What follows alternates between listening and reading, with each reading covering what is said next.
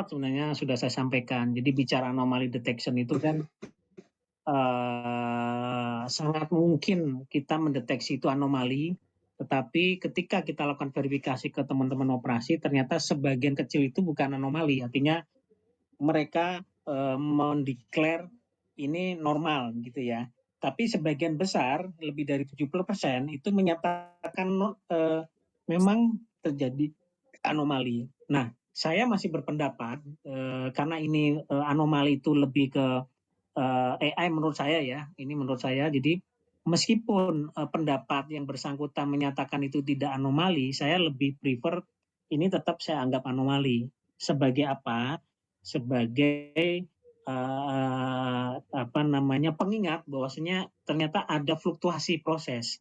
Karena fluktuasi proses yang dideteksi ini mungkin bagi teman-teman operasi itu biasa saja. Tetapi ini mungkin kalau terus-terusan bisa jadi luar biasa. Seperti itu, artinya terusan dia naik dan dianggap tidak anomali, terus saya coba tanda kutip turunkan akurasinya, tapi mengorbankan deteksi sensitivitas dari deteksi tersebut. Jadi pengalaman terkait akurasi demikian. Jadi untuk anomaly detection kita nggak mengandalkan hanya dari akurasi yang tadi ya, teori-teori standar, tetapi kita ingin memvalidasi dengan realitas di lapangan operasi. Nah, secara umum di atas 70% itu benar ya, terkonfirmasi secara teknis. Kadangkala ya tergantung case-case, saya dapatkan pernah lebih dari 85%. Tapi kadangkala saya dapatkan sekitar 70 sampai 80. Jadi sangat perlu dalam pengembangan AI itu melakukan validasi actual ya. Dalam hal ini untuk case anomaly detection. Mungkin itu saja Pak Putu nih tetangga saya. Terima kasih.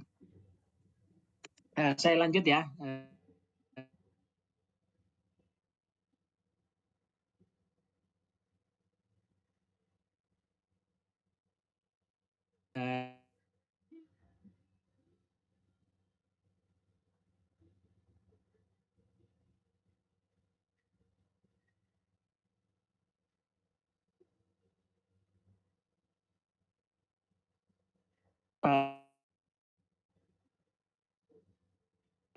Kita prediksi akurasinya itu uji dengan lab. Nah, kebetulan kondisi dari analyzer itu dalam kondisi kurang bagus ya, artinya apa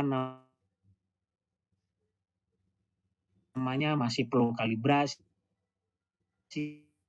ada part yang mungkin kurang perform dan sebagainya. Nah, ini memang jadi PR bahwasannya memang beberapa peralatan itu kurang bagus, maka kami berinisiatif mendevelop volunteer untuk membuat namanya soft sensor. Nah, untuk apa? Sebagai secondary. Jadi kalau analisanya bekerja baik, soft sensor ini menjadi secondary opinion lah ibaratnya kalau kita ke dokter spesialis ya, satu dengan ke yang lain. Nah, kalau analiser ini down, ya kita dengan background data historian, confident level kita sejauh mana kita tahu nih. Nah, harapannya secondary sensor ini berupa soft sensor ini menggait kita sementara sambil analiser itu diperbaiki. Jadi soft sensor ini sedang kami develop fungsinya seperti itu ya. Menggunakan apa? Ya tadi basisnya regression linear. Salah satu model yang saya pakai XGBoost seperti itu, dan mungkin kita juga compare dengan regresi model yang lainnya. Sementara the base-nya XGBoost. Kemudian falling model. Nah, ini pernah dulu kita ada penelitian terkait bagaimana menghitung falling ya, falling konstanta ya. Harapannya kalau yang saya tangkap ya, terus terang saya nggak terlalu ahli di sini, tetapi bayangan saya kemarin ya, dalam menghitung falling itu banyak hal ya, banyak hal parameter yang berpengaruh. Nah, salah satu ternyata hasil studinya teman-teman mahasiswa nih. Jadi saya ajak nih. Jadi pengembangan tadi AI itu saya apa namanya? Saya ajak teman-teman mahasiswa ya lintas provinsi ya, ada dari Jawa Timur, ada yang Jawa Tengah ya, ada yang dari Jakarta juga dan seterusnya. Jadi kita libatkan untuk penelitian-penelitian. Nah, waktu itu ya ternyata falling itu sangat dipengaruhi dengan flow flow dari unit exchanger-nya. Jadi dioptimasi menggunakan misalnya metode model genetik algoritma maupun particle optimization. Jadi dicari nih pola-pola optimasi supaya nilai fallingnya itu seminim mungkin. Apa yang bisa diatur, misalnya pressure-nya atau flow-nya. Nah ini yang ditebak atau diprediksi oleh model tersebut. Nah itu sudah kita lakukan kajian optimasinya tersebut dan seterusnya. Ya, ini ada beberapa contoh terkait production optimization. Kemudian AI untuk deteksi lingkungan. Nah, ini bisa nih. Jadi yang saya pahami kemarin ya, ini ada kawan saya nih, Mas Asep ini, di plan-nya dia ini itu ada teknologi sensor, teknologi fire detection itu menggunakan neural network ya. Jadi di dalam transmitternya untuk deteksi gas detectionnya itu menggunakan triple sensor, kemudian dari triple itu dioptimasi atau prediksinya dengan neural network. Nah saya kurang tahu dalamannya karena ini pabrikan ya, tapi dia men-state menggunakan teknologi AI. Jadi sebetulnya ini sudah diimplementasikan cukup banyak ya di sektor energi terkait equipment-equipmentnya. Computer vision ini sudah umum, kita udah banyak mengenal di beberapa industri, orang masuk didetek kalau APD-nya nggak lengkap.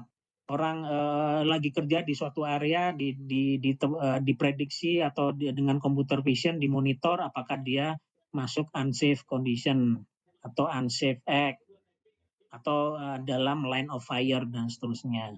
Termasuk mendeteksi adanya kebocoran dan sebagainya. Nah ini sudah cukup banyak ya use case ini diterapkan di industri.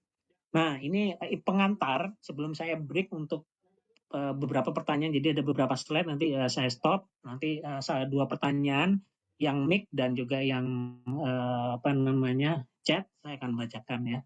Jadi dalam implementasi AI itu kita memastikan ya bahwasanya AI yang diterapkan di OT harus aman dan tidak melemahkan sistem kontrol. Tadi dijelaskan di awal bahwasanya tugas dari SIS OT ini salah satunya di dalamnya adalah PLC, DCS dan SIS ya, di mana ya dipastikan tidak mengganggu operasional. Jadi pengembangan AI ini harus dipastikan tidak mengganggu.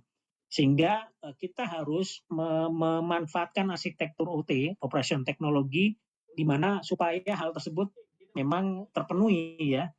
Jadi salah satu contoh ya tadi yang saya sampaikan, pengembangan machine learning itu ada di level 4. Data diambil dari data historian web. Jadi saya menggunakan teknologi web scraping ya. Instead of saya mengambil dari data historian secara langsung. Mungkin saat ini saya dalam posisi teman-teman IT khususnya dalam posisi mengeliminir nih komunikasi langsung ke data historian yang ada di rata-rata 3 atau 2 malah ya. Nah kenapa? Ya karena itu faktor security. Karena ketat, maka yang dibolehkan adalah hanya mengakses web client ya. Nah, dilakukan metode web scraping dan sebagainya. Sehingga ini kita memilih jalan itu karena ingin memastikan tidak mengganggu OT sistem secara umum ya.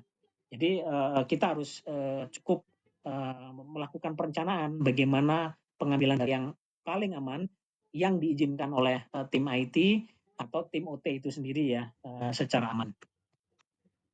Nah, ada istilah loh, kenapa kok nggak cloud kan gitu ya. Jadi bicara AI itu kan enakan di cloud nih, sudah sedia banyak hal di cloud.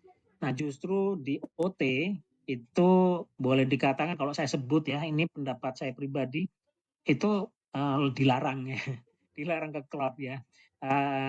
Artinya sangat-sangat dibatasi, terutama di beberapa perusahaan yang memang mengketatkan ini, bahwasanya data itu rahasia. Nah, data itu tidak boleh dibawa ke cloud, sehingga fokus kami adalah bagaimana melakukan pengembangan di on-premise. Nah, edge computing atau on-premise yang mungkin di level 4 tadi ya. Edge computing itu ada di level 2 biasanya, 2 atau 3 ya. Di mana dia di OT system. Tujuannya apa? Ya tadi ingin dekat dengan equipment. Jadi makin Edge ini makin dekat dengan equipment, artinya dia langsung ngambil data langsung.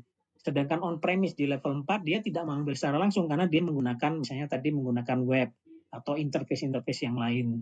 Nah, tetapi dia lebih dekat daripada ke cloud begitu ya. Nah ini kemudian yang harus diperhatikan apakah dia pakai cloud atau edge, mungkin di beberapa company nggak ada masalah cloud. Nah, tetapi yang harus kita perhatikan yang pertama dalam penggunaan OT arsitektur kita harus memastikan OT tersebut itu menggunakan standar zone dan conduit. Nah, nanti mungkin sedikit dijelaskan berikutnya. Intinya zone itu adalah ya pembagian area lah ibaratnya, di mana area itu yang bisa ngomong ya area itu. Dia nggak bisa ngomong ke area atau zona yang lain. Kemudian conduit itu boleh dikatakan sama dengan ya, mendekati sama dengan firewall. Jadi bagaimana kita memfilter service mana yang digunakan, mana yang digunakan, IP apa yang saling ngomong, dan arahnya bagaimana. Nah ini diatur di firewall. Kemudian MFA, bahkan kalaupun lebih canggih lagi, kita menerapkan namanya Zero Trust ya, kalau nggak salah dengar di istilah IT, itu menggunakan MFA. Jadi mau login harus pakai HP lagi itu. Jadi harus ada mungkin semacam PIN baru ya, PIN tambahan ya, supaya bisa login di situ. Tapi mungkin masih jarang ya digunakan, tetapi kalau di level office ini sudah digunakan. Jadi setiap kita login yang baru, maka kita harus menggunakan HP untuk mendapatkan men-trigger beberapa PIN baru yang harus dimasukkan supaya terkonfirmasi. Itu jadi ada dua redundant, sama dengan WhatsApp kita kan ada dua ya. Ada PIN-nya ada dua, artinya waktu kita register, ada juga yang waktu kita masuk lagi kita harus masukkan PIN. Ini juga double authentication. Mandat standar terkait ada ISO beberapa ISO yang terkait ya, baik itu AI, terkait kontrol sistem, terkait SIS dan sebagainya. Ini beberapa yang bisa kita baca-baca lah ya. Jadi slide ini pun konon katanya merujuk ke sana, dan memang beberapa diskusi dengan teman-teman yang terlibat dengan standar ini memang ya cukup valid ya. Minta masukan ya, kurang pas disampaikan. Ini dulu membutuhkan lintas. Nah, tadi saya cerita nih, dalam jam 9, ya alhamdulillah di 109 tetap semangat ya teman-teman bertahan. Jadi lintas fungsi, jadi saya tidak bekerja sendiri, saya bekerja dengan tim IT, saya bekerja dengan tim proses, saya sendiri sebagai orang instrumen, orang OT dan maintenance, kemudian orang datang science juga datanya, yang handle web tadi juga ada, dan kalau terkait assurance juga kita lakukan dan seterusnya. Jadi benar, sangat valid nih saat ini meskipun di genre AI, bahwasanya apa yang lintas domain fungsi harus kita libatkan nanti ini tidak bisa sendiri. Berskala kecil dengan data dan memiliki tinggi, dipilihlah ya, mulailah tanpa kita nggak bermanfaat, yang meskipun secara teori saya meyakini 100% ini manfaat ya. Ternyata kita aplikasikan tadi ya saya sampaikan, ternyata kita verifikasi dengan lapangan, ternyata ada yang 70% kevalidan anomalinya, ada yang lebih dari 80%, ada yang confident akurasinya 90%, tapi apakah ini overfitting atau enggak, nanti kita lakukan penelitian-penelitian lebih lanjut supaya ini bisa bermanfaat. Ukur akurasinya, lakukan dengan cara yang aman dan kembangkan dan jadikan inovasi ini tetap sustain. Sustain artinya berkesinambungan. Kalau sekarang belum akurat, maka cari yang lebih akurat. Kalau masih banyak false detection, kita lakukan atau sebagainya. Jadi tetap kita harus tingkatkan, improve gitu ya. Oke, ini kita break. Ada pertanyaan? Open mic satu, boleh? Halo, selamat malam.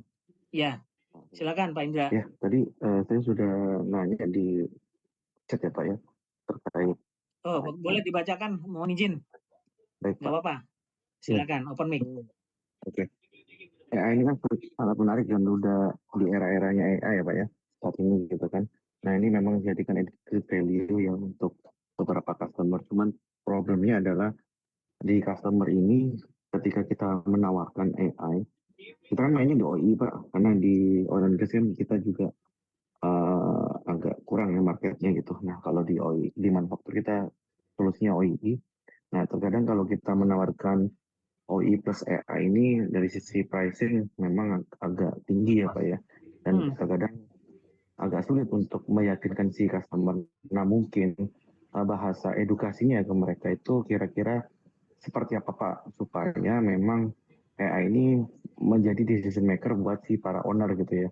Kadang-kadang kita kasih memang harganya cukup tinggi dan dia agak mikir ya kira-kira ini waduh dipakai enggak gitu. Nah mungkin solusi yang tepat Pak supaya mungkin dari modul-modul AI yang levelnya kan mungkin ada ya Pak level yang biasa yang standar gitu terus yang advance dan sebagainya. Mungkin edukasi yang tepat ya untuk memberikan informasi kepada mereka itu seperti apa. Mungkin itu aja sih Pak karena ini kan udah booming ya jadi mungkin ada beberapa orang yang udah familiar ya Pak seperti itu kira-kira.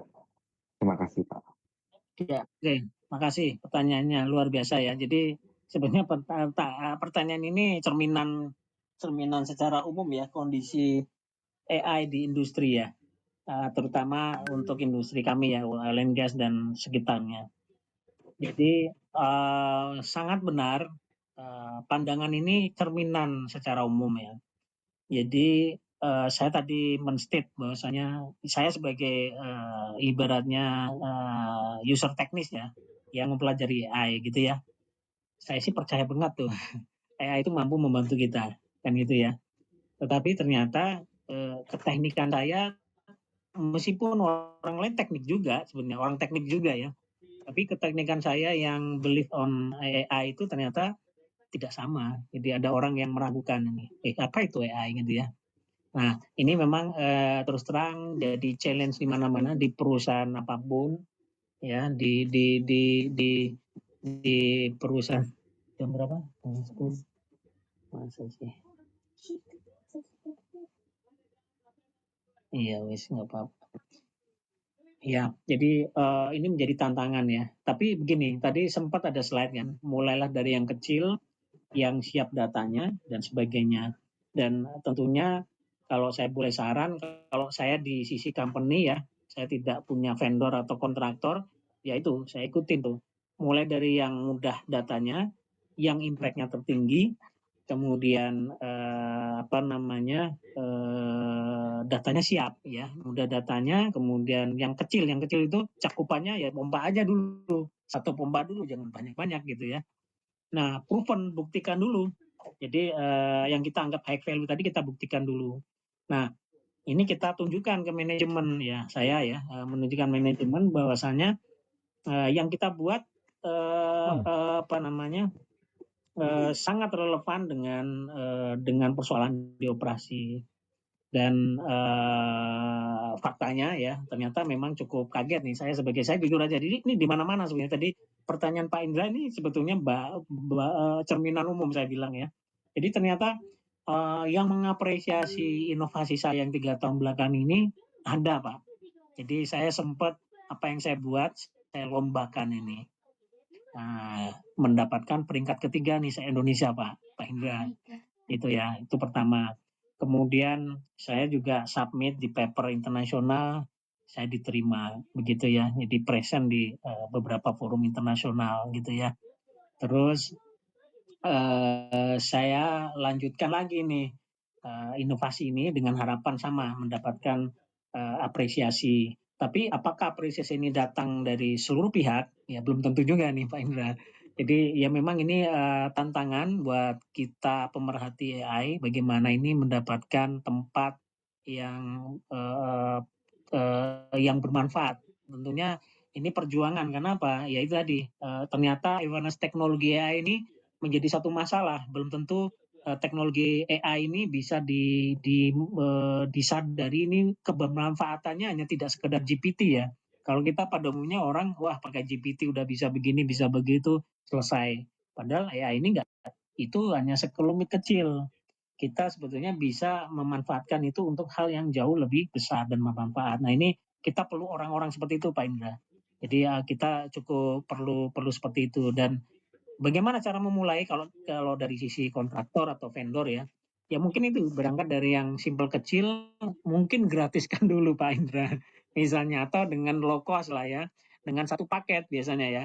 Kalau kita jual satu AI sendiri mungkin orang akan berat. Apalagi produk yang tanda kutip bukan saya bilang mahal ya, tapi produk khusus sehingga pasti cost-nya pasti cost-nya juga akan tinggi ya kalau kita menyiapkan sistem. Jadi kalau bisa sih ya tadi seperti Pak Indra sampaikan, kita mulai dari yang cakupannya kecil dulu, kita bungkus dengan hal yang lain, kita satu paketkan supaya apa men-trigger ternyata dengan low cost tadi ini bermanfaat loh dengan hal yang kecil. Nah, mereka akan tertarik untuk diterapkan dengan hal yang besar. Nah, ini memang perlu perjuangan atau perlu trik khusus lah ya kalau dalam hal Bapak sebagai vendor misalnya ya.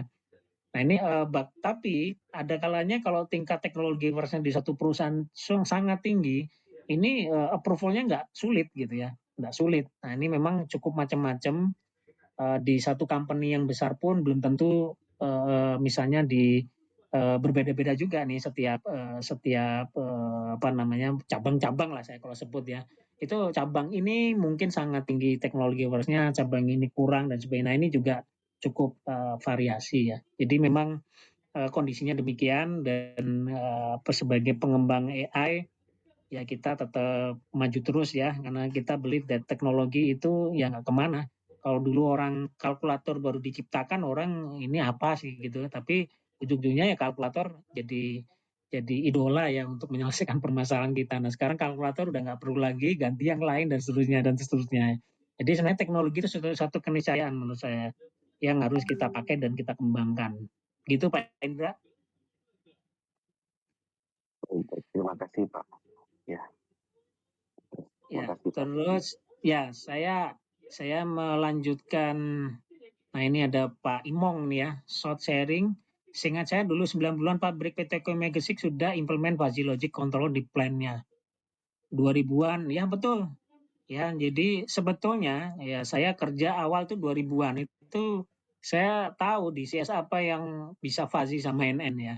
Tapi sampai sekarang saya belum ketemu yang mengimplementasikan kecuali satu ya kemarin sudah kita terapkan di salah satu plan sebelum saya bekerja yang tempat yang sekarang dikembangkan oleh teman-teman ya fuzzy ya di DCS. Jadi kita malah develop sendiri karena nggak punya modulnya. Jadi beberapa DCS ada modul fuzzy-nya, ada beberapa DCS yang nggak punya. Jadi kita bikin logiknya sendiri. Dan sudah dilakukan implementasi dan mendapatkan penghargaan juga nih. Ini apa anggotanya Pak Asep ini. Mana Pak Asep ini? Nah ini sudah dapat apresiasi terkait efisiensi energi akibat penggunaan fuzzy logic. Jadi seperti itu. Jadi meskipun ini teknologi kuno, ternyata aplikasinya bisa jadi tidak ketinggalan zaman dalam tanda kutip ya. Artinya masih kita manfaatkan. Saya lihat juga di IoT, teman-teman IoT dan Dumeka juga masih banyak tuh skripsi-skripsi yang menggunakan fuzzy control ya. Jadi nggak ada masalah meskipun fuzzy itu udah dikenal lama, tapi implementasi dari penggunaan AI ini menurut saya masih valid ya dan tetap bermanfaat gitu ya. Kemudian yang kedua ya peran AI menganalisa betul dan membuat decision betul. Jadi memberikan rekomendasi ya, decision support ya. Betul. Kemudian melihat kontrol konvensional Pak Evardo nih ya. Pada saat ini menggunakan DCS PLC ketika terjadi error pada proses lebih memudahkan seorang engineer untuk melakukan root cause analisis dari logic tree atau logic yang lainnya. Bagaimana ketika AI asal mengambil keputusan tidak seharusnya, cara apa yang dilakukan untuk troubleshoot-nya? Nah, keputusan itu ada di ranah operator, betul.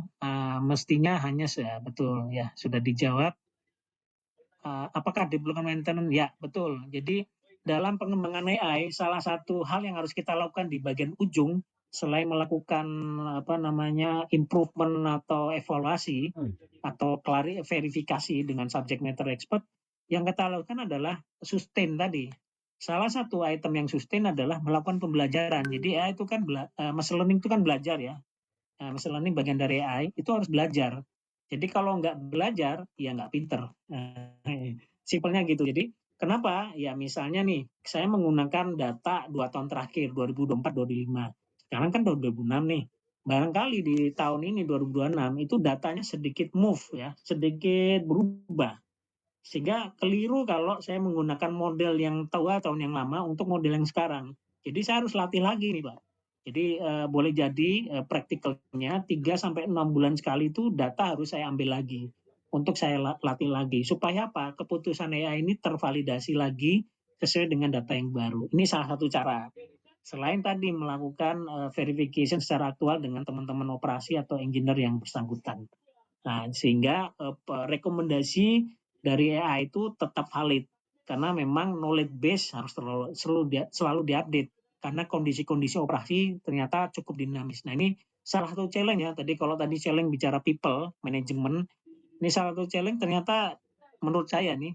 Sementara ini untuk implementasi AI di dunia proses industri ini sangat menantang ya. Karena ternyata nggak mudah kayak misalnya bayangan saya dulu ya bicara forecasting misalnya. Ternyata kalau pakai data marketing sales misalnya, penjualan baju misalnya, itu kok gampang nebak ya. Akurasinya 95% ke atas. Tapi ternyata begitu saya terapkan forecasting di filter di mana, ternyata akurasinya masih rendah. Nah ini fakta. Nah, ini lagi tetap saya teliti untuk bicara forecasting, makanya saya nggak ambil forecasting. Karena apa? Rata-rata 70% itu akurasinya. Saya belum puas. Kalau di atas 85 baru mungkin kita bisa terapkan. Tapi kalau masih 70, 60, 70, saya masih ragu-ragu. Nah ternyata dinamika proses itu mengambil peran yang sangat besar ya dalam bicara apa namanya bicara akurasi gitu ya. Mungkin itu dulu, saya lanjut ya, rekan-rekan. Nah, sedikit saya mau lanjut ini karena sudah jam berapa? Jam 9, jadi ada waktu 30 menit. Saya coba 15 menit, nanti 15 menit itu diskusi ya, bebas. Nah, saya ingin mengaitkan dengan OT sekarang. Jadi kalau tadi bicara AI, saya sekarang mulai bicara OT. Sedikit nanti terkait IoT kalau waktu masih cukup ya. Nah, AI industri gagal lebih sering karena pondasi. Jadi mungkin tadi saya sangat pautkan pertanyaan Pak Indra juga. Ini nggak bisa, saya udah nyoba gagal dan sebagainya. Nah, kita perlu perlu cari tahu. Nah ini bukan algoritma yang keliru, tetapi pondasinya. Pondasi itu maksudnya sebelum dialgoritmakan, sebelum dimodelkan, kita bicara data. Ternyata data misalnya kualitasnya nggak bagus, ada banyak outlier, ada uncalibrated data, range-nya lewat gitu ya, ada yang missing value dan sebagainya. Ya kan, ada data yang memang nggak terkait diambil aja kan gitu, sehingga ketika membuat model akurasinya rendah. Nah ini perlu kita improve ya, seperti tadi ya. Saya cerita beberapa akurasinya kurang bagus. Kemudian arsitektur integrasi menembus batas keamanan OT. Nah ini bahaya. Jadi ternyata gagalnya mungkin ini misalnya ada malware masuk misalnya. Nah ini kita harus pastikan keamanannya terpenuhi. Model tidak dipantau setelah deployment. Nah tadi nggak retraining lagi. Ini biasanya udah cukup lah langsung jos tancap terus. Padahal nyemaning ya karena kalau nggak dilatih nggak pinter gitu. Konsep terpecah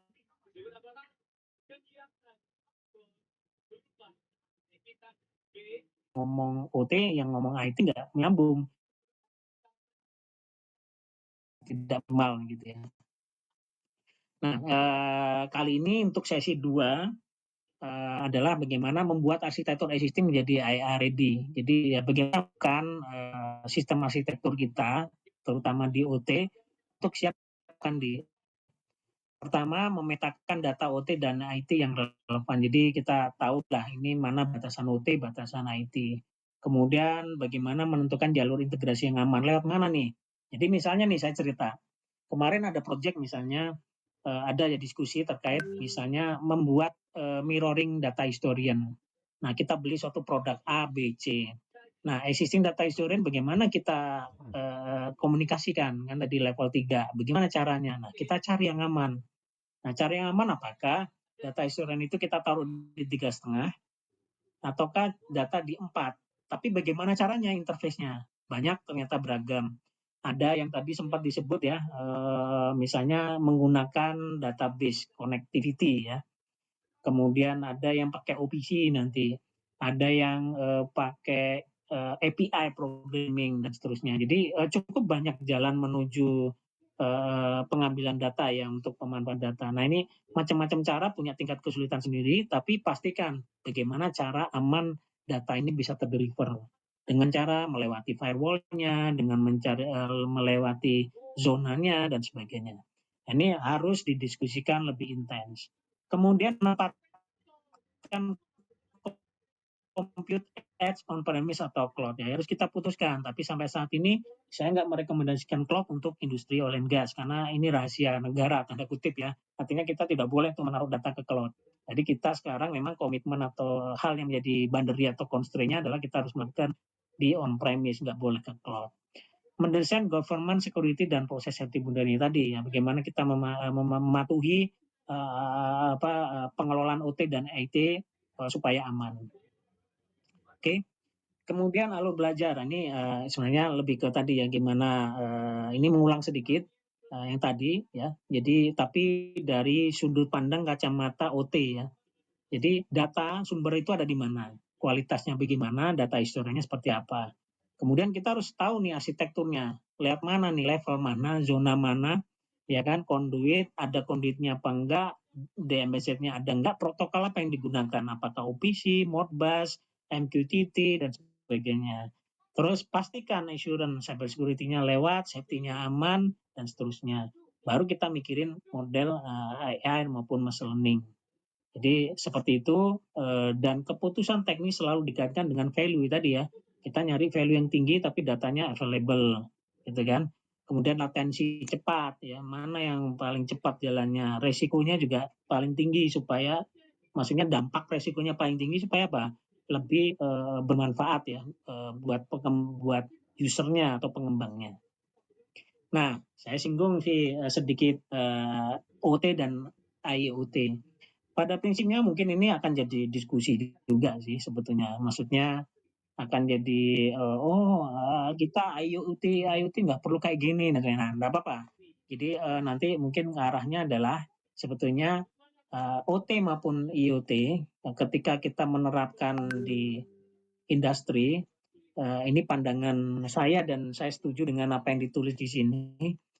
Meskipun kita pakai IoT, ada orang berpendapat dia bisa langsung ke cloud. Nah, untuk dalam industri ini cakupannya adalah kita nggak boleh ke cloud gitu, on premise tadi kan gitu kan. Kalaupun ke cloud maka datanya harus dipastikan tadi. Jadi kita pun boleh ke cloud tapi cloud yang memang diregister. Salah satunya misalnya pihak A misalnya. Ini hanya boleh ke sana. Yang lain nggak boleh gitu misalnya karena kita percaya pada ini ada aturannya dan sebagainya misalnya kalaupun ke cloud. Tapi so far sih kita masih on premise ya sifatnya ya. Kemudian IoT taruh di mana? IoT harus di layer yang sama. Jadi dia tidak bisa loncat ke level 2 atau 3, tapi IoT itu adalah ya di level 0 atau 1 kan gitu ya. Sedangkan nanti ada kita bicara gateway, IoT gateway. Nah, itu baru di level 2 atau level 3 dan seterusnya. Jadi tetap meskipun bicara IoT itu harus kolaborasi dengan OT standar. Intinya sih gitu. Nah, saya lanjut. Sebelah kiri, OT ini karakteristiknya ya, mengukur memengaruhi proses fisik. Prioritasnya apa? Safety, availability, gitu ya. Sedangkan yang kanan confidentiality. Jadi IT itu bicara kerahasiaan. Tapi kalau OT bicara availability. Jadi nggak mungkin OT itu semudah merestart server atau PC-nya di OT itu semudah IT, nggak bisa. Karena mereset sebuah controller, mereset sebuah PC yang ada di OT itu sangat berkaitan dengan ketersediaan keberlangsungan produksi. Once itu tidak aman, maka bisa jadi dia memproteksi diri sendiri untuk menshutdown plan. Bisa jadi tidak semua sih, tapi ada case-case tertentu seperti itu. Nah, ini perbandingan dengan sebelah kanan ya. Kemudian peta standar. Nah, kita ini standar-standar yang terkait ya. Nah, ini kita coba hubungkan untuk barangkali teman-teman pengen, kalau bicara governance AI itu standarnya apa sih? Functional safety itu 61511 dan seterusnya. Nah, ini balik ke fondasi data industri. Jadi kembali ke awal, tapi nanti nyambung yang disampaikan di awal ya. Jadi kita perlu cerita sedikit ya, nyambung ke tadi bicara data, ada sempat tersinggung mirip-mirip seperti ini, tapi poinnya adalah ada field data dari sensor, ada kontrol data dari PLC DCS, ada operation data dari data historian, ada aset data ini dari diperkenalkan nih istilah S. Nah, dalam ini misalnya salah satu produknya MySAP ya, MySAP Plant Maintenance Module ya, gitu. Misalnya kita tahu inspection-nya kapan, work order-nya bagaimana, file code-nya apa, spare part-nya apa. Ini bicara aset data. Ada yang enterprise data lebih naik lagi gitu ya, bicara finansial, bicara kontrak dan sebagainya. Nah, ini data-data yang ada di industri ini domainnya tuh banyak. Mau ngambil field data ada, mau ngambil kontrol data ada, mau ngambil mau ngambil aset data ada, dan AI itu bisa dikembangkan dengan mengambil data-data ini. Jadi monggo mana mau diambil gitu ya. Kemudian nilai muncul setelah diubah konteks dan desain. Ini agak mengulang tadi, ini menyimpulkan, tapi ini terkait lebih detail terkait apa namanya OT maupun IoT tadi ya. Jadi signal, quality, ada valid, bad, uncertain, tadi sedikit mengulang juga, mendapatkan insight dan decision. Jadi objektif daripada AI harus kita terapkan dulu, kita harus yakin dulu apa sih tujuan kita membuat AI. Nah, ini perlu kajian yang lebih detail ya, objektifnya. Satu tech studies membutuhkan lebih dari sekedar nilai. Jadi saya jelasin. Jadi kalau mungkin yang lain data-data yang lain paling data value aja, berapa temperatur sekian derajat, sudah selesai. Nah, dia nggak punya data yang lain. Nah, khusus untuk data-data di industri itu ada satu tag itu punya data macam-macam. Ada timestamp-nya, kapan, ada kita bisa dapatkan value-nya, kita bisa dapatkan description-nya atau unit engineering-nya, bisa kita dapatkan quality statusnya, bisa kita dapatkan operating mode-nya, dan seterusnya. Jadi satu data itu bisa dapat banyak sebetulnya. Nah, ini kenapa dinamakan data historian di industri seperti ini. Jadi nggak sekedar nilainya berapa, satuannya apa. Enggak. Jadi kalau yang umum ya, IoT hanya value dan satuan paling banter ya. Tapi kalau di industri ini banyak. Hah? Bisa ya. Aset hierarki. Nah, ini kita sedikit mengenalkan lebih detail di plan. Jadi di MySAP atau ERP itu ada struktur hierarki. Nah, ini kita perlu pahami juga. Jadi untuk mengenal peralatan kita perlu mengenal tag itu apa sih? Berhubungan tag itu apa sih? Oh, tag itu berhubungan dengan sensor, valve, dan sebagainya. Oh, equipment. Apa sih yang dinamakan equipment? Pompa, kompresor. Area, ya kita harus mengenal nih area apa, utility atau area separator, area compression dan sebagainya.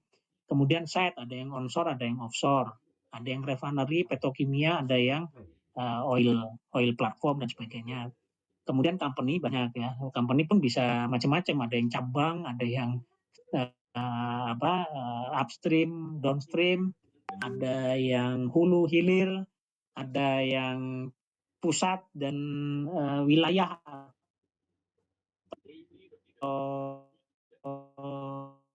lokasi ya tadi mendapatkan data itu jelas nih, dapatnya data ini dari mana, plan mana, area mana, site yang mana, dan seterusnya. Nah, salah satu hal yang penting dalam bicara data, terutama ketika seorang teknisi atau engineer untuk melakukan troubleshooting di lapangan, itu adalah bicara waktu. Nah, ini waktu menjadi yang penting. Loh, kenapa? Misal, tadi kalau kita bicara DCS ya, DCS itu melakukan basic proses control system untuk mengontrol suatu area atau proses. PLC itu khusus untuk bicara kompresor misalnya. Dia hanya mengontrol di area kompresor. Nah, ternyata dua unit device ini kan berbasis IP juga nih, berbasis ya micro base ya. Dia punya NTP pasti network time. Ternyata enggak sinkron. Apa yang terjadi? Misalnya selisih 1 menit saja.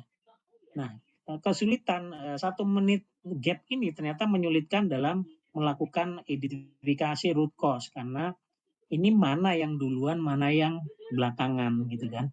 Orang bingung gitu ya. Jadi mana yang menjadi dan time. Nah, makanya dalam mendesain OT sistem itu ada namanya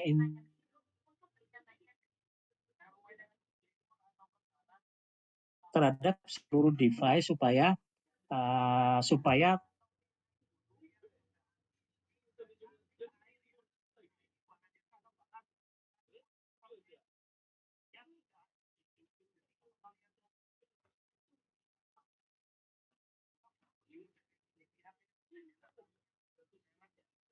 bisa berbeda dan harus disinkronkan. Nah, pola bad data dapat terlihat normal bagi algoritma. Mungkin algoritma nggak bisa detek itu apakah itu bagus atau enggak. Nah, salah satu mungkin fenomena terhadap failure itu apa? Misalnya stuck. Dia terus sedangkannya segitu. Kira-kira algoritma kenal nggak? Nggak tahu itu bagus atau enggaknya. Kita tahu kalau kita mengecek instrumentasi yang bersangkutan, ternyata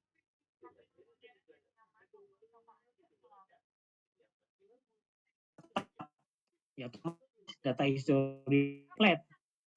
Nah, tapi bisa jadi itu kondisi bagus. Misalnya terjadi spike, tiba-tiba spike naik turun kan gitu kan. Nah, itu sangat mungkin ya terjadi. Jadi tadi kedinamisan data ternyata terjadi. Jadi ada beberapa tiba-tiba vibrasi naik, yang lain nggak ikut naik. Loh ini kenapa? Ternyata usut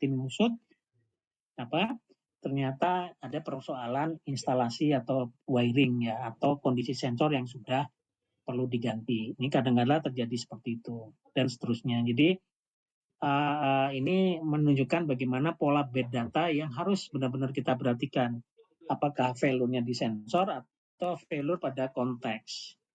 Misalnya aja operator mode tidak dilabeli. Ini maksudnya begini, misalnya mode kontrol di mana yang manual sama auto itu nggak dilabeli atau pompa lagi start sama stop. Nah, kalau nggak dilabeli, maka bisa jadi pompa yang stop itu bisa jadi ada beberapa parameter itu naik turun meskipun dalam kerangka yang kecil ya.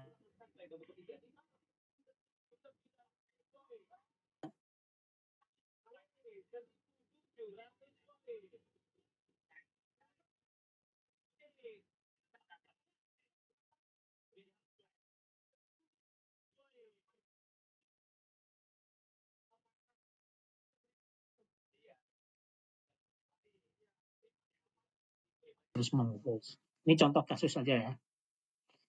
Nah, detail arsitektur OT kita mengenal tadi ya. Nah, ini kita baru detailkan nih. Kalau kita darah hierarki, maka sebetulnya inilah kita dekati dengan hierarki dari aspek IT ya. Level 0 adalah sensornya, 1 PLC-nya, 2 HMI-nya, 3 historiannya, 4 adalah Office ya, dalam ini ERP dan sebagainya. Nah, ini kita perlu tahu. Tadi saya cerita kalau saya mengembangkan machine learning itu di level 4. Nah, apakah bisa di level 2? Bisa aja, atau level 3 bisa aja menggunakan edge computing atau edge berupa server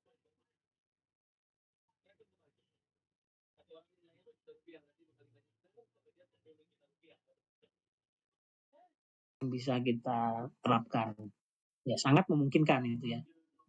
Nah, kita harus mengenal nih 0, 1, 2, 3, 4. Kemudian kita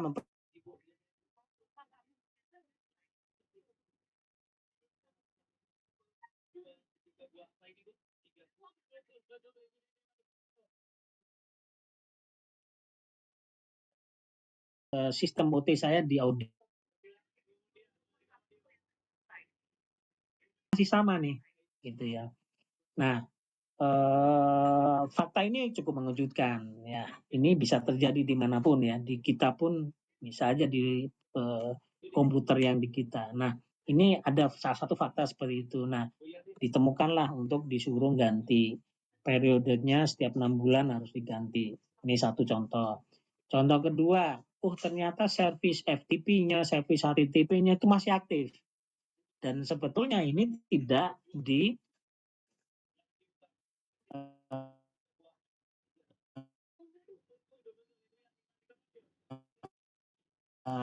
rekomendasi di firewall misalnya. Ternyata di firewall itu mengizinkan misalnya komunikasi dua arah. Padahal secara teknis ini nggak boleh, harus satu arah. Dan satu arah ini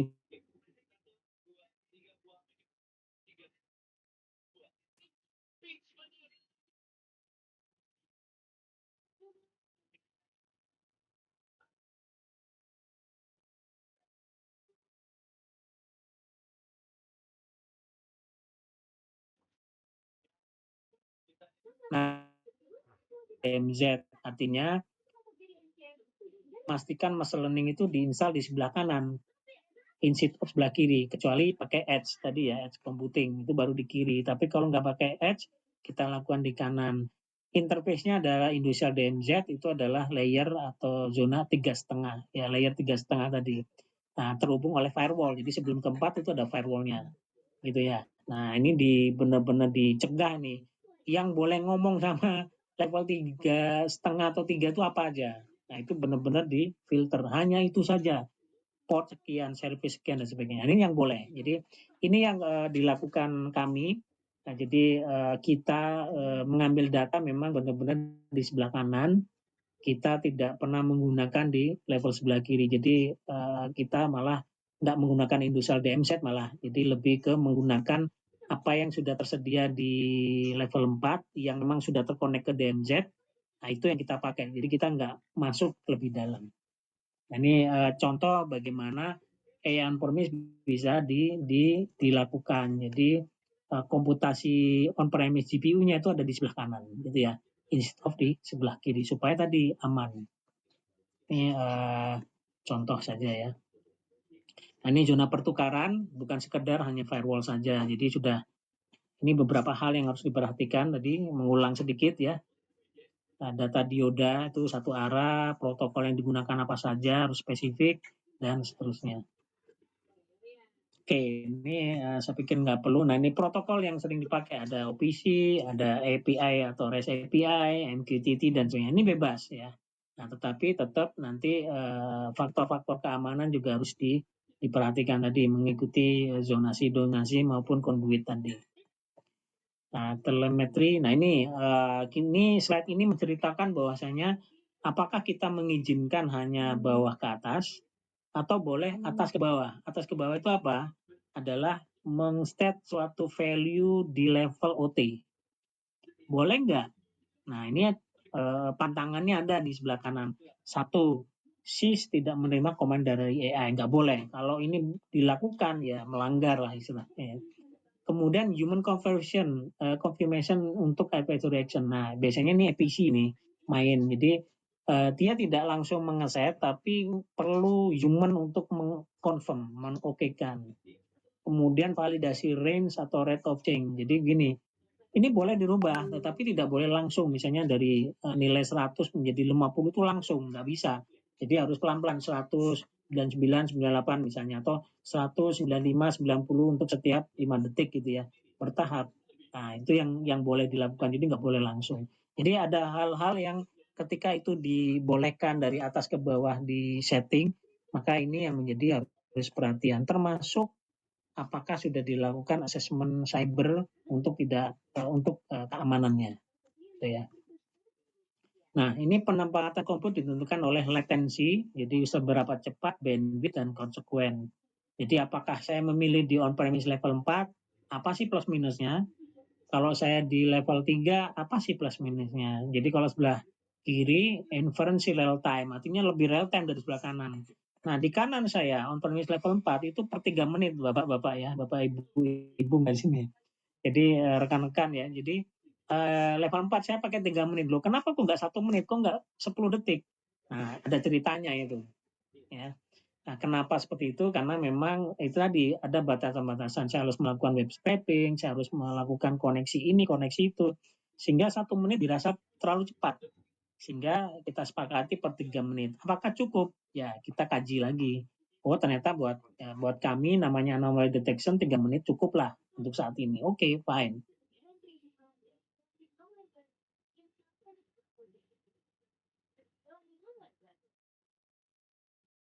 Kemudian kalau ada putus, jadi gini, kalau premis 4 rata-rata plan-nya di mana, level 4-nya di mana, kan berbeda area. Nah, kalau ada gangguan komunikasi, fiber optik atau apapun, ya otomatis putus kan. Nah, tetapi kalau kita lakukan di site,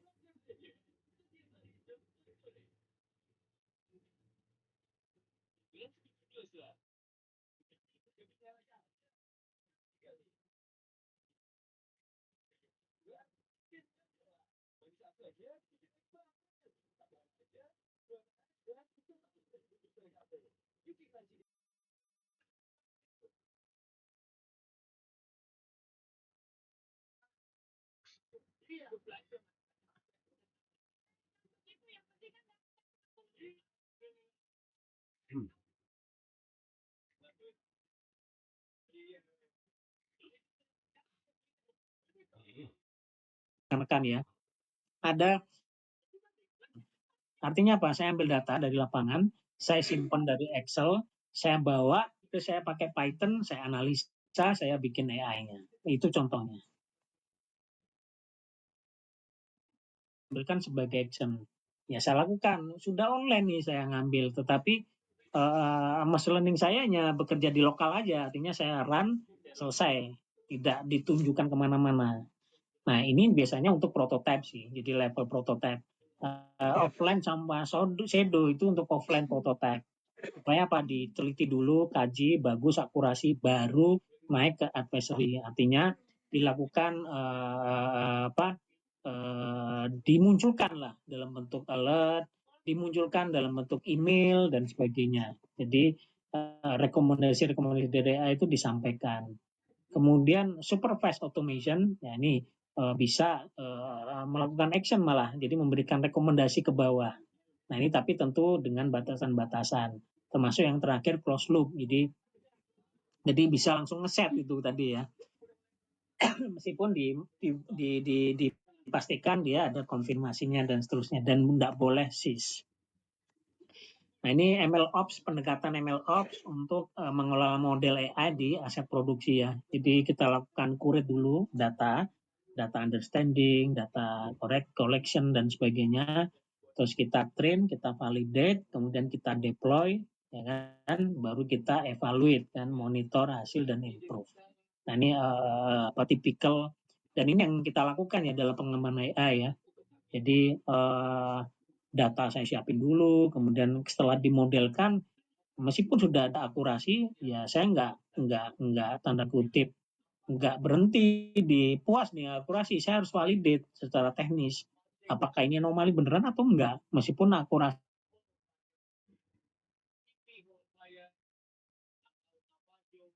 offline.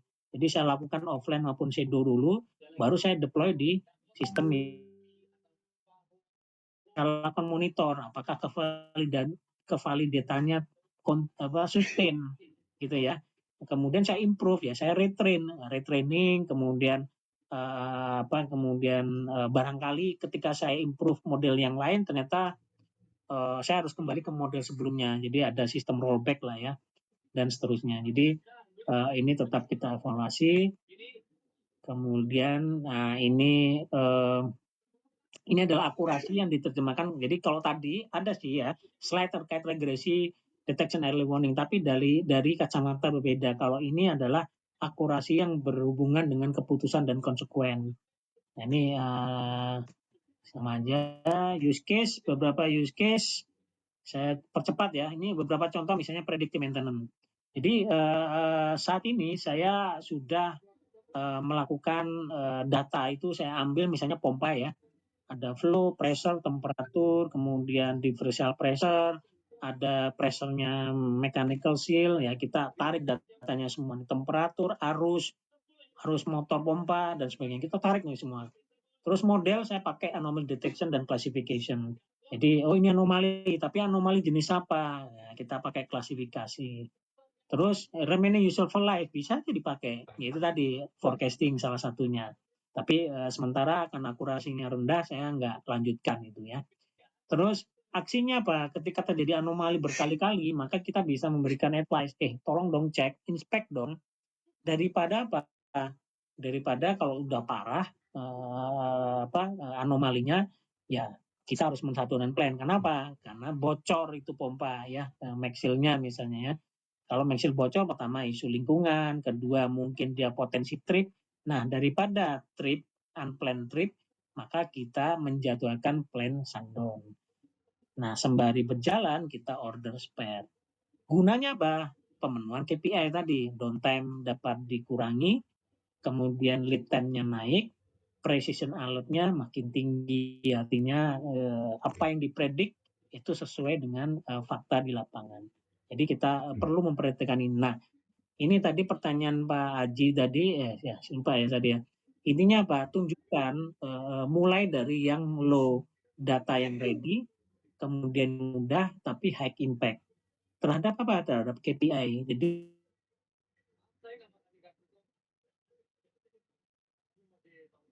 Jadi ketika ya kita harus tahu nih customer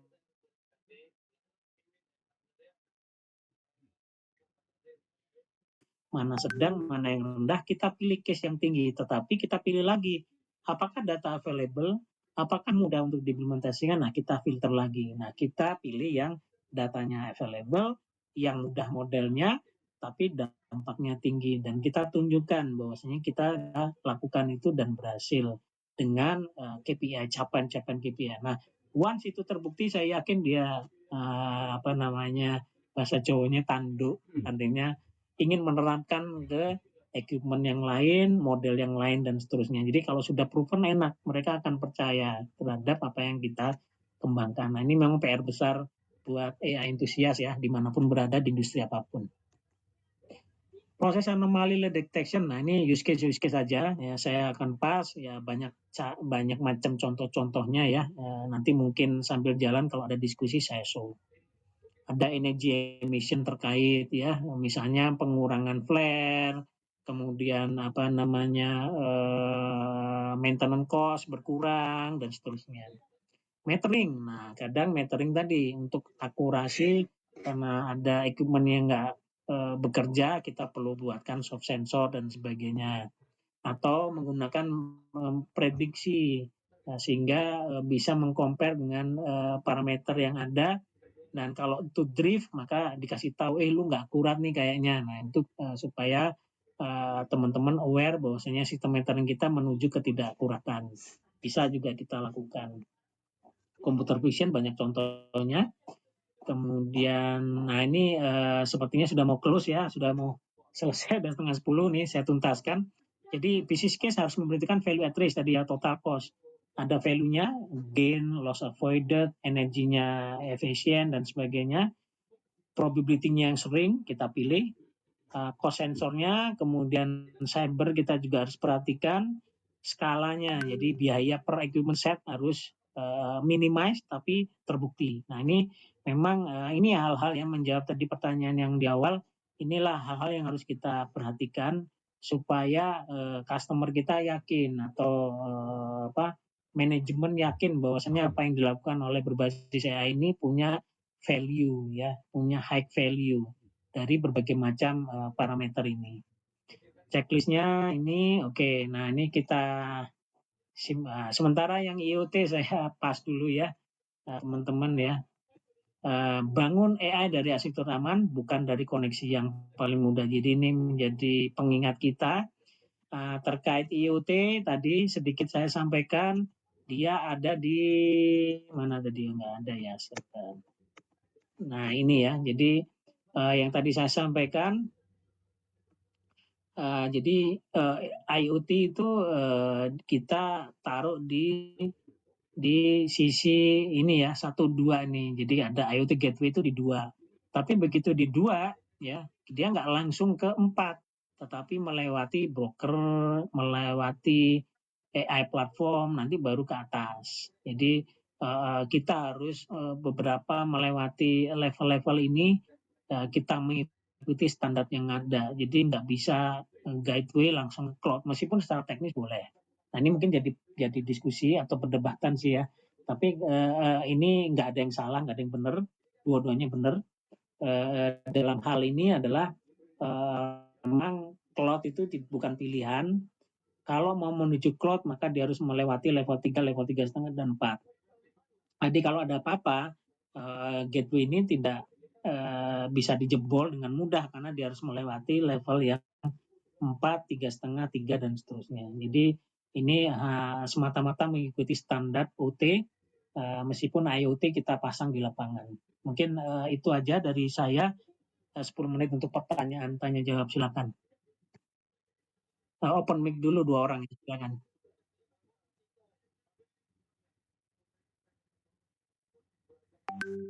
Ada yang mau open mic?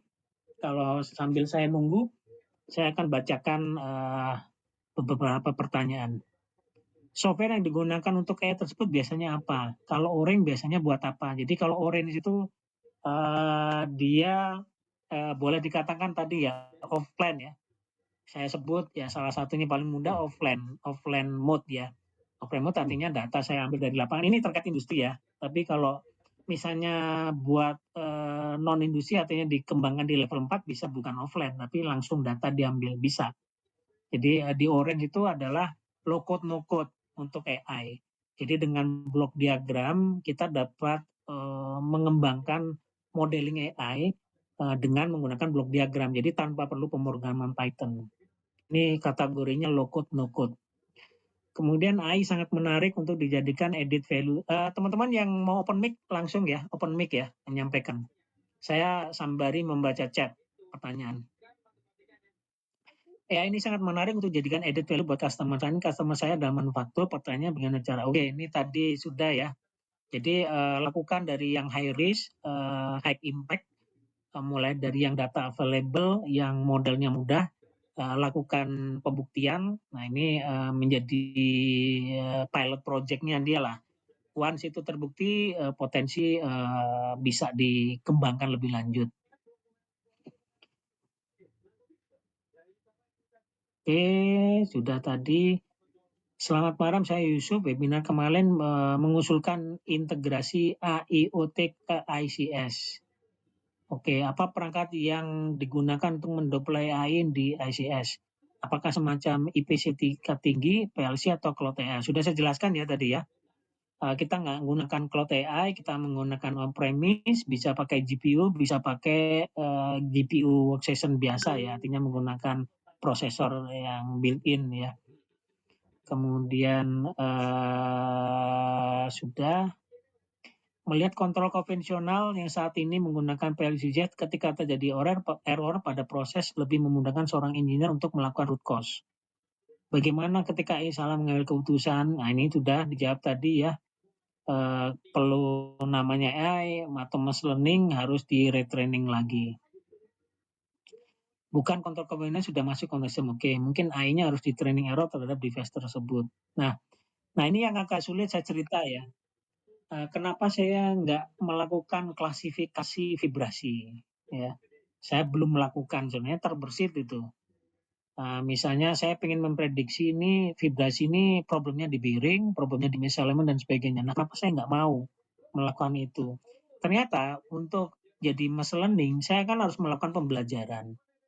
Saya sulit mencari data, kapan itu misalignment, kapan itu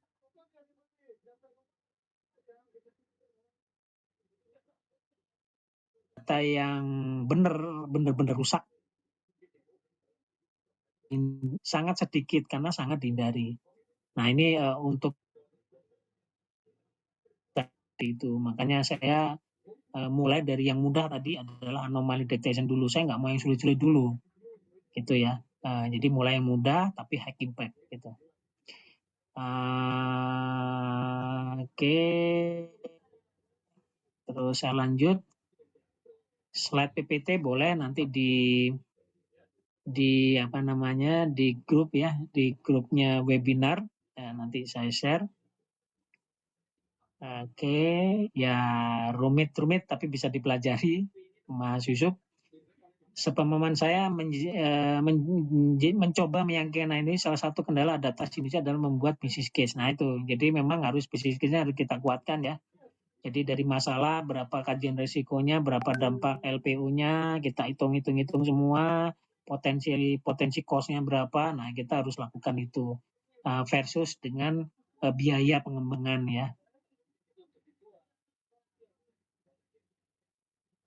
Oke, selain itu readiness beberapa terburu-buru untuk high adoption. Ya memang betul. Nah, foundation belum siap. Nah itu tadi. Karena ternyata banyak yang melewatkan terkait data readiness. Jadi data itu minim, data itu kurang. Tidak minim aja, saya bilang kurang bahkan keliru kadang ya. Jadi jadi gini, ada pesan dari dosen saya waktu saya kuliah.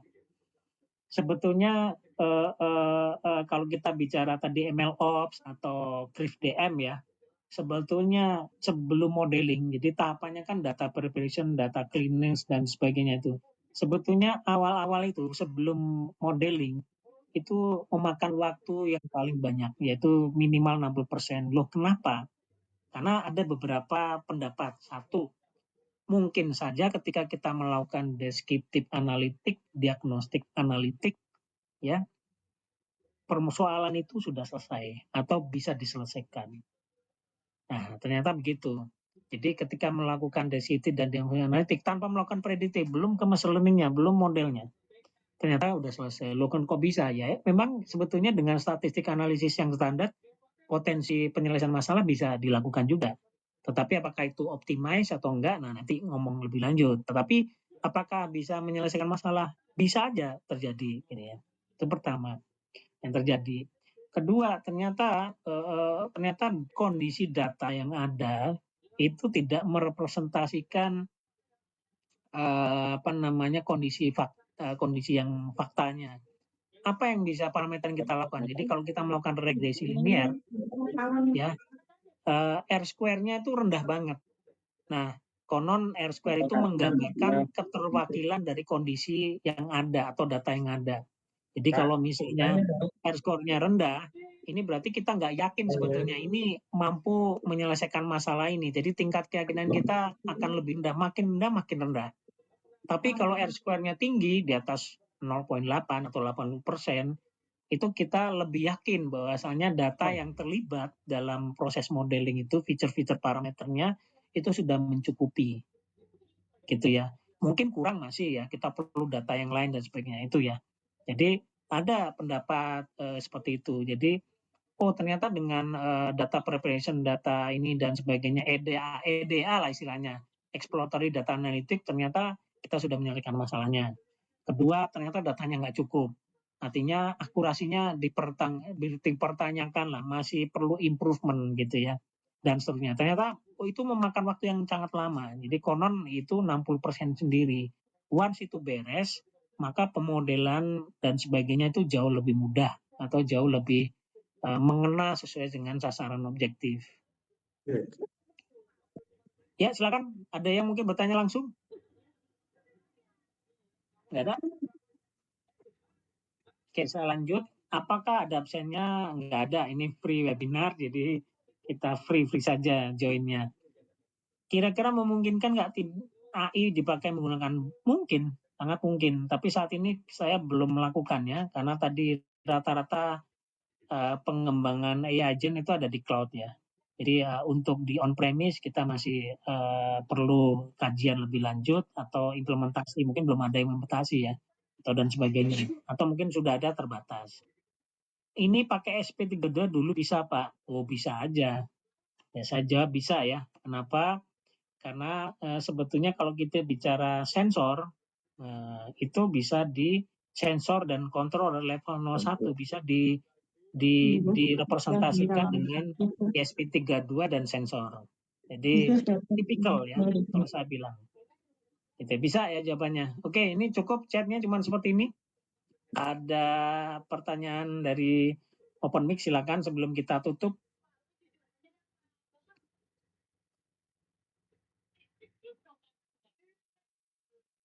Silakan, ada yang bertanya? Tidak ada bertanya, mungkin Malam sudah. Pak Febri. Ya, silakan, Prof. Ya, ini menarik nih. Mohon maaf tadi saya agak telat ya. eh Memang ini seperti apa di mahasiswa kita itu Pak Febri. Ya, Prof. Sepertinya memang kapan-kapan saya ingin ke lapangan juga ini untuk kita melihat apa peluang-peluang untuk apa pengembangan lebih lanjut Pak Febri. Siap, Ya, siap. mungkin gitu aja, mungkin nanti kita diskusi lebih lanjut tadi Pak Febri. Ya, ya, Terima kasih. bicara pengembangan, ya mungkin sudah saya sampaikan ke Prof. Nasrul ya. Jadi saat ini kita lagi ngembangin soft sensor misalnya. Nah ini kita bisa lakukan replikasi di tempat lain ya. Kalau nggak salah soft sensor ini pun kemarin dibantu kawan-kawan UGM juga 2 tahun yang lalu, Prof. Yang seniornya yang kemarin Mbak Zulfa ya. Dan kemarin sempat saya minta dia, tapi KP-nya sudah selesai.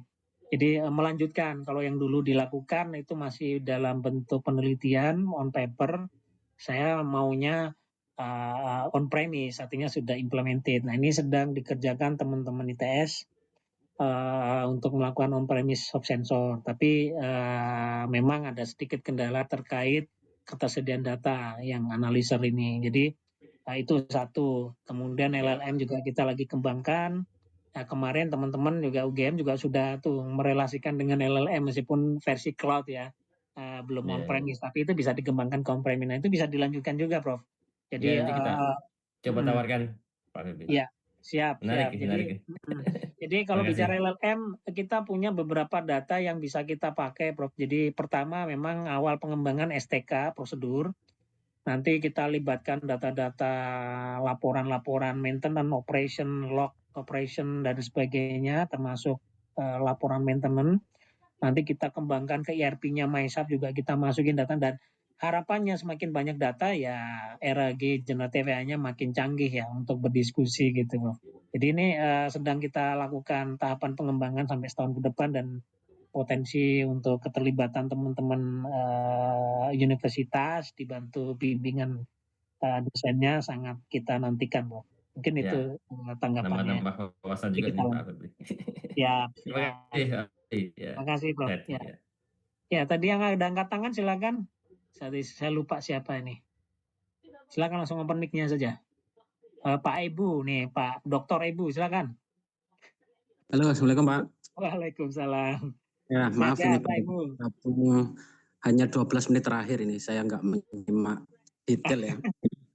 Tapi saya akan bertanya tentang gambar yang lagi tampil ini ya. Waduh, ini jagonya itu saya langsung nggak bisa jawab ini, Pak. Apa, Pak? Karena yang Silakan. tampil ini jadi yang saya tanyakan ya ini aja Pak. Saya belum Gitu. tahu Waduh. materi-materi yang sebelumnya ya. Siap, siap. Jadi di era yang sekarang itu paling banyak ya, bukan paling banyak, mulai banyak modelnya adalah desentralisasi, bukan centralized seperti yang ditampilkan pada gambar. Artinya sensor-sensor yang kita dulu kenal sebagai hardwire 420 atau 010 yang harus melewati PLC atau gateway itu adalah saya sebut centralized gitu ya, harus dikoordinir oleh satu atau dua PLC kemudian membentuk ke satu koordinator atau konsentrator data. Nah, banyak berdatangan produk dalam 15 tahun terakhir ini atau 10 tahun terakhir ini itu sifatnya adalah gateway itu melekat pada sensor dan aktuator secara langsung. Ya, melekat pada sensor dan aktuator secara langsung, bahkan di PLC-nya, bahkan di HMI-nya, bahkan di SCADA-nya. Jadi kita bisa mengakses layer network itu langsung dari sensornya atau PLC-nya dimanapun.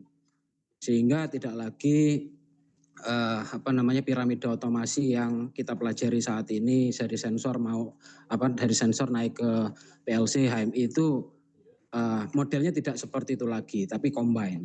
Nah, yang mau saya tanyakan adalah berarti kan peluang kita untuk mengolah data kemudian dari tinjauan OT security, operational technology security itu tidak hanya fokus pada IT security tapi pengembangan di arah low hardware, maksud saya embedded ya. Embedded itu juga mengalami transformasi atau memberikan peluang untuk pengamanan secara arsitektur di microcontroller atau FPGA, Pak. Seperti itu. Ya. Nah, menurut Pak Febri, di Indonesia ini, atau kita akan memperkecil lingkup lah atau menyederhanakan hal ini, paling sederhana kita bisa melakukan security di level sensor dan microcontroller SP32 atau PLC tanpa menggunakan layar IT gitu ya, untuk mendemokan sebuah sistem besar yang mendemonstrasikan contoh sistem besar dari sebuah power plant yang perlu di security, misalkan seperti itu ya. Itu gimana sih Pak caranya? Apa tools paling sederhana yang bisa kita pakai yang mirip sekali, misalkan skala 40%-nya lah atau 30%-nya, nggak harus 10%-nya. Karena kalau melihat 10%-nya, saya lihat AI tools dan sebagainya itu, saya memantaunya dari jauh ya, itu masih memerlukan banyak software, banyak license. Hampir semua vendor dan brand itu berlomba-lomba untuk memunculkan suatu formula yang tertutup, perlu license atau arahnya mungkin open source tapi masih dalam tahap pengembangan, belum pembuktian. Artinya sama-sama masih mencapai, lagi-lagi saya akan menyebutkan TKT level 6 atau TKT level 6 atau 7 ya, belum 9 ya. Seperti itu Pak peluangnya. Oke, saya Iya Pak coba Febri. saya coba urut dari yang paling atas statement TKT ya. Jadi gini, Ya. terus terang di kami ini sudah banyak pengembangan AI in-house ya. Jadi kalau tadi disinggung license lah, open source lah, ya memang kita lakukan dengan open source. Tapi apakah itu ketergantungan license, cost dan sebagainya, kita boleh dikatakan low cost. Jadi kita pengembangan sendiri, menggunakan resource yang ada dan seterusnya. Jadi apakah TKT-nya berapa? Kalau boleh saya tebak sudah menuju 10 kalau saya boleh dibilang ya di kami ya. Artinya meskipun dengan challenge tadi, memang tidak semua orang memahami tingkat awareness teknologi itu yang sama rata. Jadi misalnya saya nih, ada cabang A, B, C, D. Mungkin cabang A ini sudah banyak nih AI inisiatif. Di cabang A ini tingkat manajemen level teknologi awareness-nya sudah 9-10 atau malah 10 sudah. Tapi di saya, misalnya di B, ini masih ya tadi seperti Pak Ibu sampaikan 6-7. Kenapa? Ya kita udah bikin prototipe, tapi kita implementasikan belum pernah dipakai, gitu misalnya. Atau kalau kali dipakai hanya numpang lewat doang gitu ya. Jadi memang perlu perjuangan dalam hal ini ya, perlu pengembangan, pembuktian dan sebagainya. Tapi kalau ibaratnya level, saya lupa ya TKT saya pernah diajari di S2 juga Pak Ibu. Kalau nggak salah ya koreksi kalau kelas saya kira sebenarnya 8, 9 itu sudah terimplementasi. Jadi kalau 7 mungkin masih prototipe ya. Kalau sudah 8, 9 itu sudah on premise. Nah kebetulan kita sudah on premise. Tapi yang tadi saya sampaikan ternyata awareness AI ini kurang merata. Sehingga ya mungkin saja kita sudah kembangkan, mungkin bagi sebagian orang proven, bagi sebagian orang masih tutup mata, tanda kutip ya. Karena ternyata AI ini butuh teknologi awareness yang cukup memadai, dari mulai top manajemen sampai lewat bawah. Ini yang memang kurang ya, menurut saya di mana-mana saya yakin ini menjadi tantangan. Tadi ada Pak Indra juga sampaikan, saya sulit ini menjual produk AI. Karena mungkin kita mainnya di industri yang mungkin teknologi awareness-nya belum begitu kuat, atau di suatu area yang atau personal atau organisasi yang belum kuat secara teknologi awareness. Nah, saya jawab mulai dari atas. Yang jawab mulai tengah dan ke bawah, misalnya begini. Ini sebenarnya ada slide yang menjawab sedikit pertanyaan Pak Ibu. Jadi kalau boleh dibilang, saya sih mengamini ya. Tadi makanya tadi saya disclaimer sengaja menyinggung AIoT ini. Pasti ada orang berpendapat, loh ini sekarang teknologi sudah banyak nih dengan IoT Gateway langsung ke cloud. Itu benar juga. Tetapi yang saya tampilkan di sini, memang ini IoT yang memang harus tanda kutip ya mengikuti kaidah-kaidah OT. Dalam hal ini ya layering level 2, 3, 4, 3,5 dan 4 itu harus maksimal itu diikuti. Kenapa diikuti? Karena tadi kita mengembangkan meskipun let's say ada IoT di dalamnya ya, tetapi kita tidak boleh langsung nembak cloud untuk data kita transfer.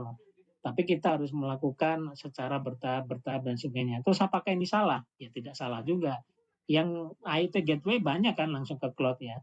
Jadi itu pilihan saja, tetapi dalam hal ini kalau misalnya tadi yang tengah-tengah itu diminta advice, kira-kira supaya aman bagaimana? Sebenarnya ada nih tadi beberapa slide yang saya lihat, saya pas juga karena waktu. Sebetulnya ada misalnya, oke lah, saya pikir ini beberapa terjadi di industri ya, yang belum memang mengikuti standar ini. Jadi ada 2, 3, 3,5. Biasanya mereka begitu 3 langsung ke level 4, jadi nggak ada 3,5-nya. Atau malah 3 langsung ke cloud. Tapi apapun pilihan itu, menurut saya, pendapat saya sih, untuk aman maka kita harus upayakan berjenjang sebetulnya. Prinsip dasarnya begitu. Jadi kalau IoT Gateway langsung ke cloud, menurut saya nggak aman. Nah, salah satunya caranya adalah kita pasang firewall dulu di level atas gateway. Nah, misalnya saja, loh saya pengen lebih aman lagi, ya saya pasang data historian di atasnya, saya pasang firewall, saya pasang data historian, baru pasang firewall lagi, baru firewall itu mau ke cloud juga nggak ada masalah. Nah, kenapa dibuat layering begitu? Supaya kalau ada yang masuk, ya hacker yang masuk, dia hanya bisa merusak level yang paling atas, instead of yang di bawah. Tapi kalau kita itu gateway langsung ke cloud, let's say ada yang klaim juga tuh. Itu gateway sudah built-in firewall misalnya, bagus. Tapi saya belum tahu nih, firewallnya apakah physically firewall, artinya menjadi sesuatu fisik yang terpisah, tetapi dia secara package jadi satu, itu bagus karena berarti dia memang pengen satu gateway itu sudah multifunction ya, tapi secara hardware itu terpisah dan mengikuti standar ini. Jadi sebenarnya kalau mau produk firewall itu di split itu sebenarnya ditaruh di atasnya gateway, cuman secara fisik itu dibundle jadi satu paket atau satu komponen gitu ya. Nah, saya kurang tahu, belum pernah saya pelajari, tapi harapan saya dia memang terpisah, nggak built-in yang sifatnya software atau apapun ya, tapi dia memang hardware yang memang diintegrasikan ke dalam satu bundle supaya dia firewall itu ada sebetulnya di atasnya gateway. Nah, kenapa kita buat data historian? Karena tadi sebetulnya kalau kita bicara ke cloud, kita mau ngirim data kan, apakah lewat MQTT ya atau yang lain. Nah, kenapa lewat data historian ya? Karena tadi supaya mengisolir tadi, supaya itu gateway itu jangan jadi satu-satunya layer yang berhadapan langsung dengan cloud. Jadi supaya aman ya dibuat layering. Sebenarnya ini pilihan aja sih Pak Ibu ya. Mau ngikutin standar ini silahkan. Mau langsung ke gateway secara teknologi sudah banyak, seperti Pak Ibu sampaikan 10 tahun terakhir itu banyak banget beredar itu gateway dengan berbagai macam fitur keamanan yang ngomong ini sangat aman dan sebagainya. Jadi ya terbuka lah. Tetapi prinsip layering ini sebetulnya menurut saya bisa diterapkan dalam rangka tadi lebih ke mengamankan ya, mengamankan atau meredus tingkat risiko dari pengamanan OT sistem yang ada. Gitu Pak Ibu, atau kayaknya ada yang belum ya? Saya jawab ya. Mungkin bisa spesifik yang belum yang mana nih? Kalau misalnya masih ada yang perlu ditanyakan.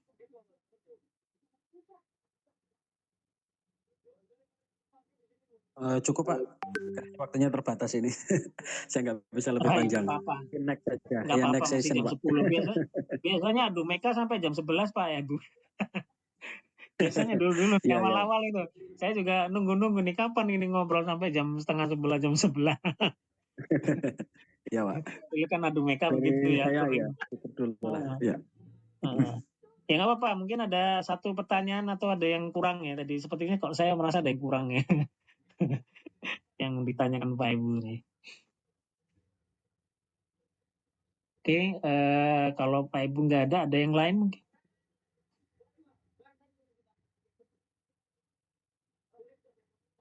Nah, saya belum bisa jawab, mohon maaf Pak. Dari Jombang ya ini ya, terkait blockchain saya belum pernah dengar ini untuk keperluan Edge AI ya. Nah, ini Pak Warok sudah. Boleh cerita Pak?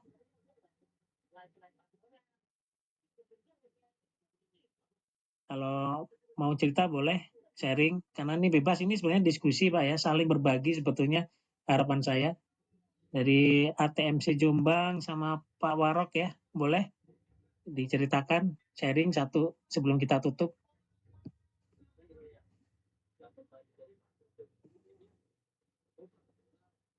Nggak ada? Yang lain pertanyaan?